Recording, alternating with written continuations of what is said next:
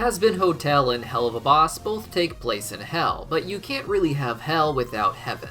And though we've seen very little of it in either show so far, Vivziepop says she would like to explore Heaven as early as episode 2 in Hazbin Hotel. So I thought now would be a good time to talk about everything we know about it before Hazbin Hotel comes in and fills in all the gaps for us. My name is Deepcut, welcome back to Cartoon Universe, and fun fact, only a small number of our viewers are actually subscribed to the channel. And that's okay, not everyone who watches some of my videos needs to be subscribed, but we're really close to hitting 500,000 subscribers, so if you're not subscribed but want to help us get there faster, the subscribe button is right there. Episode 4 of Helluva is interesting because it's the only episode where we get a real look at Heaven, and even then it's just through the background of the Cherub commercial. The episode introduced the Cherubs as a sort of inversion of the IMP gang. IMP, of course, is set up as a business that takes an Earthborn sinner's money, and then travels up to Earth to assassinate whoever the sinner asks them to, generally someone that the sinner wants revenge on, and often relating to their death. Cherub, on the other hand, thinks of what we typically think of angels as doing, coming down to bless you and look after you on behalf of humans who died and want to send help to the friends and families that they left behind. Unlike IMP, the Cherub game claims that they don't take your money. This is a bit odd, as in the commercial, Cletus implies that getting to heaven is only possible through bribery. If you did something good to get here. Despite being a commercial seemingly meant for the people of Heaven, it is being broadcast on a TV in Hell at the IMP office, which can mean one of the following things. 1. That Hell is capable of receiving signals from places like Heaven. This is interesting because despite Heaven being depicted as the typical cloudy landscape people tend to imagine in real life, it is not actually located in Earth's sky, but instead in Hell's sky. In the Hazbin Hotel pilot, for instance, we can see that Hell has its own celestial bodies floating above it, and I don't just mean the pentagram that floats above Pentagram City, or even the dark ball that also has a pentagram on it in their sky, but rather the shining ball of light with a little halo on it that appears to be Heaven. It is possible that Hell gets the signals from Heaven for their own TV networks. However, it may also be possible that the Cherubs purposely broadcast their commercial in Hell as well. Perhaps the commercial ended with a phone number that sinners could call, and after doing a background check on the sinner and the person they wanted blessed, the Cherubs may choose to help that person, thinking that even a sinner might have people in life that they want protected, and to find a better way to live so they don't end up in Hell like the sinner. It may just be, however, that the signals get sent to Hell by accident and that there's no real way for sinners to contact the Cherubs or use their service despite being able to see their commercial. Now, while the Cherubs themselves are presented as a sort of inversion of the IMP gang, Vivziepop has stated before that this does not mean Heaven itself will be an inversion of Hell. This is a bit disappointing to me because, as we know, the 7 rings of Hell are modeled after the 7 deadly sins, and there are also 7 heavenly virtues that exist to counteract those sins that would make great rings in Heaven. Some people have theorized about whether or not the Cherubs are literally just imps who are in Heaven, that if they were to travel to Hell, they'd take on the form of imps.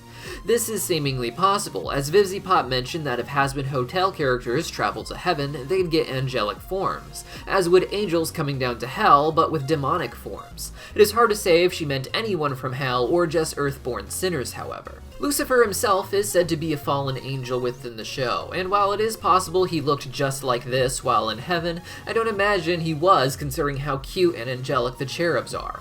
We know that a sinner's demonic form is influenced by Hell itself, so I imagine the supposed native demons of Hell act the same way, and that if they were to move to Heaven, they would get angelic forms. That doesn't mean that Cherubs would turn to imps in Hell, however, and instead, some of them, like Clyde, would likely look like the goat demons Razzle and Dazzle that Charlie has as her sidekicks. Despite all being classified as Cherubs, all these Cherubs are of different animal species, with some even being humanoid. So I imagine they would all have equally different appearances from one another if they all went to Hell, instead of all being the same species of imp.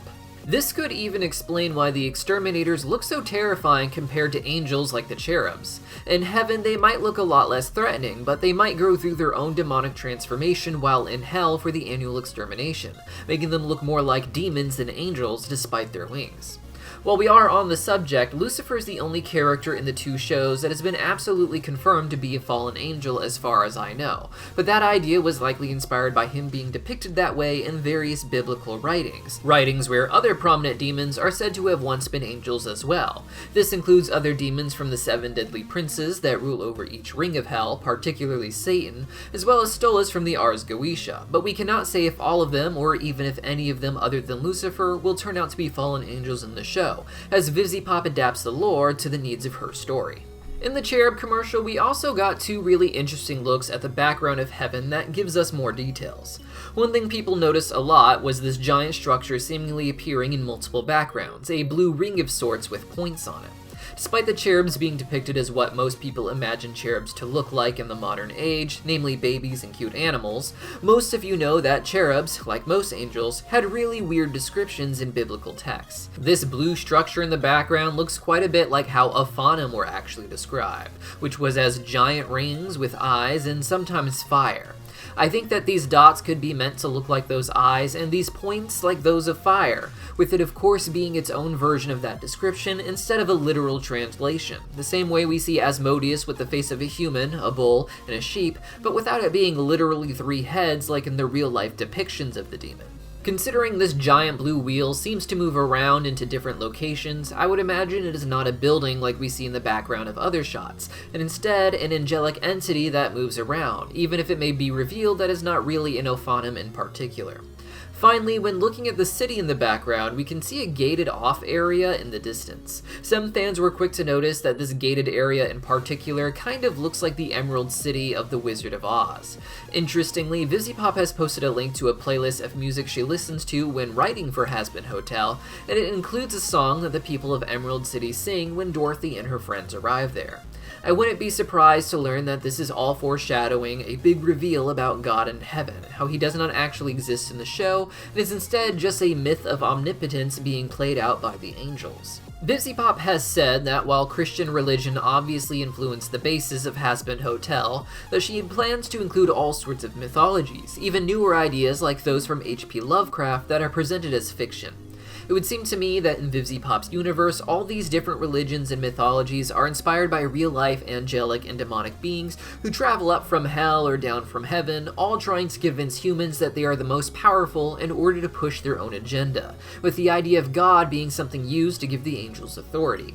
That isn't to say that God does not actually exist in the universe Vivziepop has made, but that the angels and demons who might talk about him have never actually seen or met him, and that he exists separately from all of the powerful magical figures in a way that they may not be able to comprehend any better than we humans can. Some people may disagree with me because in this episode we see a motivational poster on the wall of a cherub office claiming to have a quote from God. The quote is one of those motivational ones meant to stop you from letting people hold you back, but makes fun of itself halfway through by making it seem like you're the toxic person if you cut them out for not being of benefit to you. Well, it is possible it's a real quote from God within this universe. I think this one was really just a background gag, and what with the Wizard of Oz style foreshadowing, we'll find out that whoever is claimed to be God is just a man behind a curtain trying to maintain control over all of creation. But so far, these are just theories. Let me know what theories you guys have about heaven down below, as well as anything I may have missed, and I'll see you guys next time.